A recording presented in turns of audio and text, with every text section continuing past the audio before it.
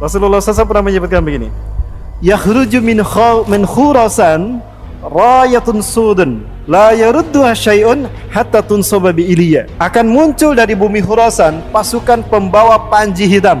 Tidak ada satupun kekuatan di muka bumi yang bisa mengalahkannya sampai mereka akan mengibarkan panji hitam itu di bumi Iliya, Al-Quds, Al-Aqsa. Khurasan itu adalah perbatasan antara Afghanistan dengan Iran, dan itu menunjukkan kepada Afghanistan.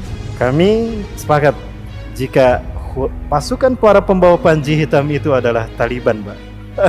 Saya yakin itu Taliban. Karena Taliban lah sekarang yang berkuasa di Afghanistan dan berhasil memukul mundur kekuatan adidaya baik Rusia ataupun Amerika. Di bawah kepemimpinan Boris Yeltsin, Rusia dipermalukan oleh Taliban sampai habis pasukan Rusia di Afghanistan. Maka Islam kembali berkibar hingga dibayatlah Mullah Umar sebagai khalifah. Usama bin Laden ada di sana tahun 97, Pak. Kemudian Amerika mencoba menguji keberuntungannya. Sama, banyak yang stres dari tentara Amerika di Afghanistan, Pak, karena mereka melawan musuh yang tidak terlihat. Banyak pasukan berjubah putih yang muncul begitu saja dari langit. Mereka tidak tahu siapa. Sementara pasukan mujahidin tidak menyaksikannya, tapi pasukan Amerika menyaksikannya. Dan banyak bom-bom yang meledak, tapi tidak diledakkan oleh kaum muslimin. Ketika perang dihentikan karena azan, tapi terdengar suara ledakan di mana-mana. Ternyata malaikat ikut berperang. Itulah Taliban. Kenapa disebut Taliban? Taliban itu artinya santri, Pak. Dan kenapa mereka dipercaya? Karena mereka menciptakan keamanan di wilayah Afghanistan pasca rejim Hamid Karzai tumbang. Hari ini Taliban menguasai Afghanistan dan menyatakan bukan lagi Afghanistan, tapi International of Islamic Emirate Afghanistan, IIA. Ya, itu nama Afghanistan hari ini. Saya yakin Taliban itulah pasukan panji hitam. Nah, itu pasukan yang pertama dari 3 pasukan yang akan memimpin pembebasan dunia. Pasukan yang kedua adalah Ahlu Syam. Syam adalah Palestina dan Suriah. Dan pasukan yang ketiga adalah Taifah Mansurah. Apa itu Taifah?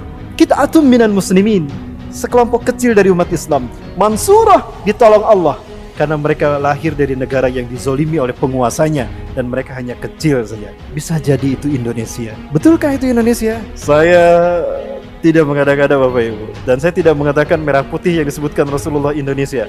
Rasulullah memang tidak pernah menyebutkan Indonesia, tapi demi Allah, Rasulullah dalam Sahih Muslim menyebutkan merah dan putih.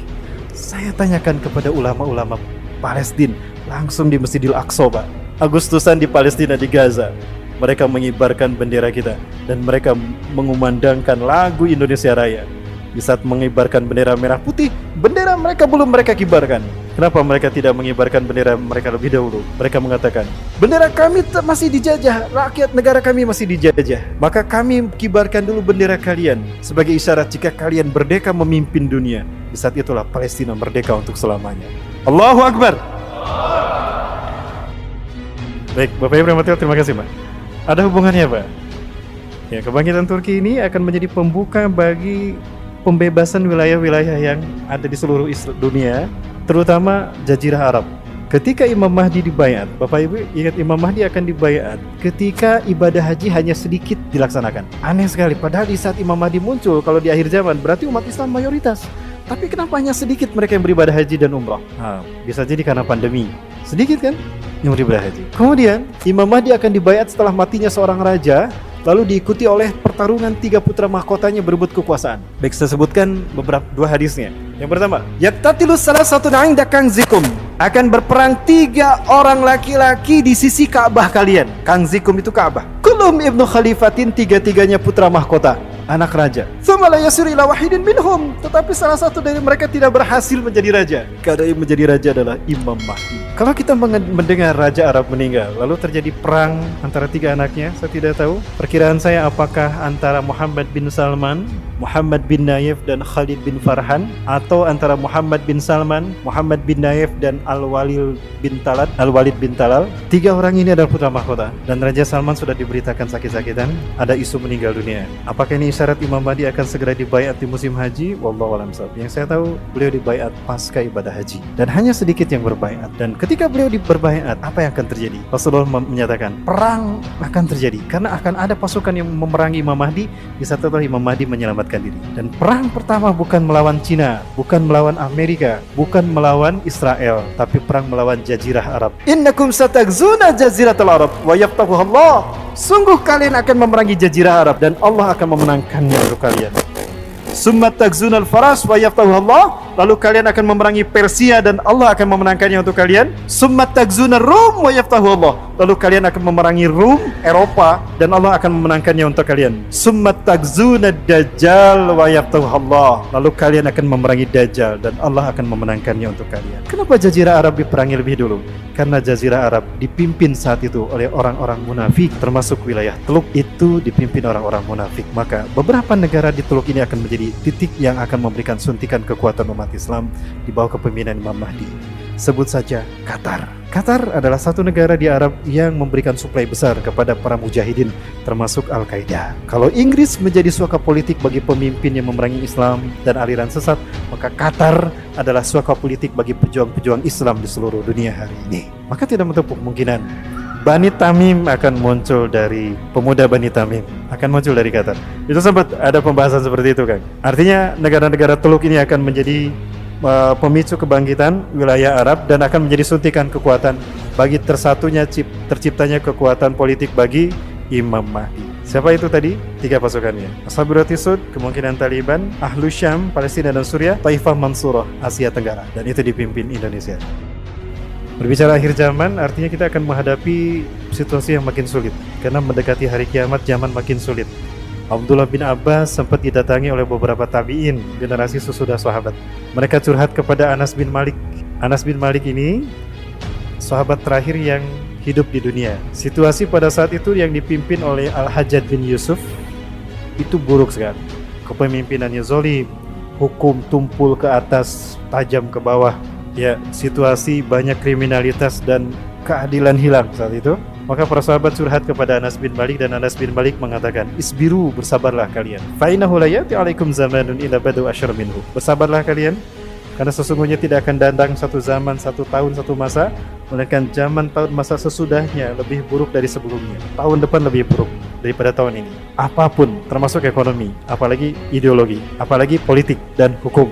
Maka yang dibutuhkan adalah satu, kata Rasulullah SAW, mempersiapkan iman Islam dengan terbaik. Karena akan datang fitnah yang akan membuat orang mudah kafir dalam satu pagi beriman, sorenya kafir. Yumsi mu'minan wa yusbihu kafiran, sorenya beriman, paginya kafir. Kenapa? Menjual agamanya dengan dunia. Maka ibu-ibu yang berada di dalam rumah, ibu-ibu laksanakan tugas ibu-ibu dengan baik. Kenapa demikian? Rumah adalah madrasah bagi anak-anak kita, anak-anak kami. Ibu punya peran besar dalam melahirkan para mujahid-mujahidah yang kami butuhkan di akhir zaman ini, Bu. Kami yakin, Bu, tarungan Islam ini nanti akan melibatkan para pemuda di garda terdepan. Maka tolong lahirkan para pemuda dari rahim pendidikan ibu-ibu sekalian di rumah, karena kami membutuhkan mereka untuk kebangkitan Islam. Karena setiap kali Allah menzahirkan Islam, Allah selalu melibatkan pemuda di garda terdepan. Artinya ibu punya fungsi tarbiyah yang harus ibu jalani dengan baik sesuai dengan Quran dan Sunnah. Tolong didik putra-putri kami dengan baik agar mereka menjadi mujahid dan mujahidah. Dan ini investasi terbesar bagi ibu-ibu nanti di akhirat. Karena ketika putra-putri kita syahid, mereka akan menyebut nama kita ketika mereka akan memasuki surga. 70 orang nanti akan mereka sebut, termasuk kedua orang tuanya tentunya. Kemudian ibu-ibu yang mati Allah juga, tolong ciptakan situasi rumah yang menjadi poros surga. Sebaik-baik seorang istri, kata Rasulullah, adalah mereka yang menjadikan rumahnya sebagai poros surganya. Itulah arti keluarga. Poros surga bagi orang yang beriman. Ya, di mana di surga, di keluarga dihidupkan nilai-nilai Quran dan Sunnah. Maka itu tugas ibu-ibu sekalian. Karena Rasulullah SAW menyebutkan rumah-rumah yang seperti ini, di mana Islam dihidupkan, adalah mereka yang akan terbebas dari fitnah Dajjal di akhir zaman. Dan yang ketiga, biasanya memang ibu-ibu rajin dengan majelis taklim. Istiqomahlah dengan majelis taklim. Karena ketika majelis taklim kita adakan seperti ini, malaikat akan turun membawa rahmat dan perlindungan, sehingga fitnah Dajjal dan sekalipun Dajjal datang, tidak akan pernah melukai mereka yang ada di dalam. Nah, itu yang harus kita pertahankan.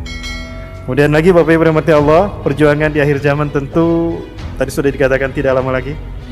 Maka sebaik-baik orang di muka bumi yang berharta adalah mereka yang mengorbankan hartanya dan mereka sedekahkan untuk tegaknya Islam di akhir zaman. Ingat Abu Bakar, Ketika Rasulullah menyeru untuk perang melawan kaum musyrikin Mekah di perang Badar, perang penentuan, Abu Bakar menyerahkan semua hartanya di jalan Allah. Rasulullah SAW bertanya, "Ya Abu Bakrin, ma tabki fil bait li ahlik?" Wahai Abu Bakar, ma aksara sedekahmu? Betapa banyak sedekahmu, hai Abu Bakar. Apa yang kau sisakan untuk keluargamu di rumah? Ya Rasulullah, ini semua harta saya sedekahkan di jalan Allah. Lalu apa yang kau sediakan untuk anak dan istrimu? Aku tinggalkan Allah bersama mereka. Subhanallah, Allah maha kaya. Inilah Abu Bakar, cerdas memang. Ketika harta kita sedekahkan, sebetulnya tidak hilang, tapi kita transfer ke akhirat, karena itu yang akan kita petik. Maka ketika Abu Bakar menyedekahkan semua hartanya, maka semua harta itulah yang akan didapatkan nanti di akhirat. Karena harta yang kita sedekahkan di jalan Allah itu yang tidak akan hilang. Apalagi kalau kita sedekahkan untuk kebangkitan Islam di akhir zaman. Kemudian ibu-ibu tolong hidupkan Quran Sunnah sekali lagi. Coba didik anak-anaknya, kata Allah di dalam firman Allah dalam surat Al-Anfal ya. A'udzubillahi minasyaitonirrajim, Al-Anfal ayat ke-60. Wa'idzu lakum mastata'tum min quwwati wa min ribatil khair turhibuna bi aduwallahi wa aduwakum. Ayat. Persiapkanlah oleh kalian kekuatan fisik dan juga kuda-kuda perang yang ditambatkan, yang akan menggetarkan musuh-musuh kalian dan orang-orang yang tidak terlihat oleh kalian. Allah mengetahui mereka. Maksudnya apa? Didik putra-putri kita untuk mencintai jihad di jalan Allah, karena mereka akan lahir dari seorang ibu yang mendidiknya dengan baik. Ibu-ibu pernah mendengar nama Samson Delilah? Samson itu adalah seorang dari Bani Israel yang Allah muliakan. 1000 bulan atau 83 tahun berjihad di jalan Allah seorang diri.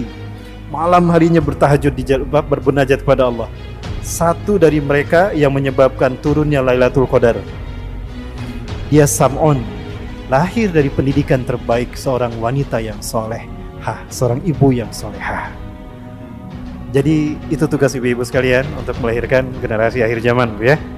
Sekali lagi mudah-mudahan ibu-ibu dikuatkan Allah, istiqomah dalam tarbiyah di rumah untuk melahirkan generasi mujahid-mujahidah. Kami membutuhkan mereka, karena tidak lama lagi Indonesia pun sama. Kita akan menjadi Taifah Mansurah insyaallah. Amin, amin ya rabbal alamin. Pasukan Imam Mahdi.